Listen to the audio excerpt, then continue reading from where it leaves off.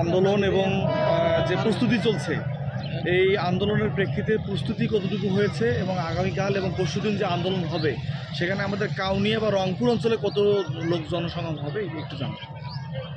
আপনারা জানেন যে তিস্তা মহাপ্রকল্প, তিস্তা ন্যায্য পানি হিসা আদায়ের লক্ষ্যে আমরা তিস্তা মহাপ্রকল্প বাস্তবায়নের লক্ষ্যে আমরা 17-18 তারিখে ব্যাপক কর্মসূচি হাতে নিয়েছি। এই দীর্ঘ 1 মাস ধরে আমরা বিভিন্ন প্রোগ্রাম হাতে নিয়েছি। প্রতিটা ওয়ার্ডে প্রতিটা ইউনিয়নে প্রতিটা উপজেলায় প্রতিটা জেলায় আমরা ব্যাপক প্রচার প্রচারণা চালিয়েছি। আমাদের প্রচার প্রচারণা প্রায় শেষের দিকে, হয়তো রাত পোহালেই 17 তারিখ শুরু হবে এবং আমরা আশা করছি এখানে লক্ষ লক্ষ লোকের সমাগম ঘটবে এবং আমাদের দাবি অবশ্যই সরকার মানতে বাধ্য হবে। এই দাবি যদি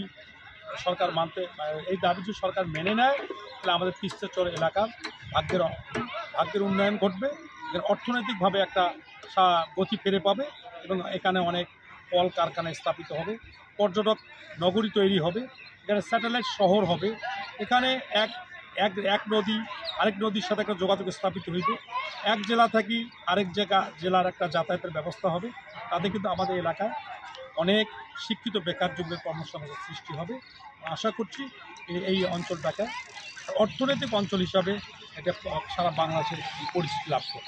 সর্বশেষ প্রস্তুতি কি আপনাদের সম্পূর্ণ হয়েছে কিনা? যে আমরা মোটামুটি সম্পন্ন করে ফেলছি, এত কিছুক্ষণের মধ্যে আমাদের সব শেষ হয়েছে। আপনারা দেখতেই পাচ্ছেন চরের 2 অঞ্চল আমরা pandal, stage, mike, festoon, banner এবং এখানে লাইটিং, এখানে মশাল, এখানে আপনার তাঁবু সব কিছু আমাদের প্রস্তুত হয়ে গেছে।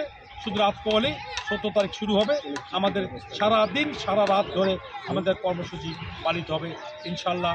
আমাদের এই দাবি সরকার মানতে বাধ্য। ধন্যবাদ।